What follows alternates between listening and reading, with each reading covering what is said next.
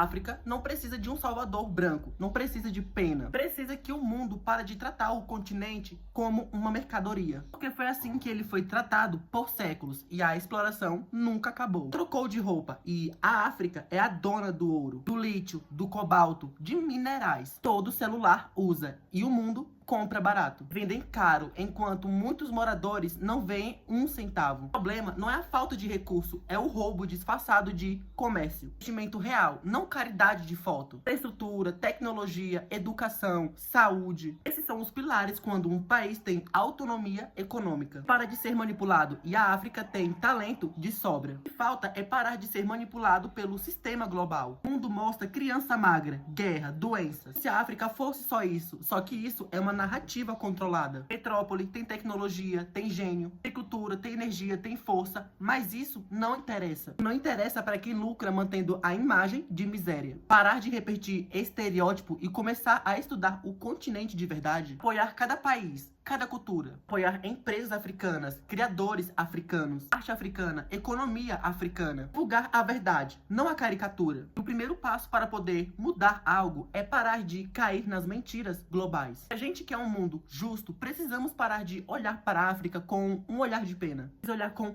responsabilidade, com respeito, com consciência. Porque o que falta não é potencial, é o mundo parar de lucrar em cima do caos e permitir que o continente tenha a sua própria voz. A verdade é simples, a África não precisa ser salva, precisa ser ouvida e a gente precisa parar de acreditar no que mostram, começar a enxergar agora o que ela realmente é. A África carrega cicatrizes que não foram escolhidas, saques, escravizações, divisões feitas à força, guerras alimentadas de fora. E até hoje, tem gente que acredita que os problemas da África aparecem do nada. São consequências de décadas de interferências. Se você não encarar a raiz, você nunca cura a ferida. Enquanto muitos países envelhecem, a África é jovem. Geração inteira, cheia de ideias, tecnologia, música, ciência, empreendedorismo. Mas o mundo não mostra isso, porque jovens inteligentes demais assustam os poderosos. A verdade é clara, o futuro global não existe sem a voz africana. O planeta depende da África mais do que devia. Depende dos minerais, depende da terra fértil, depende da diversidade cultural, depende dos recursos naturais, mas a narrativa é outra. Manter o continente na base da pirâmide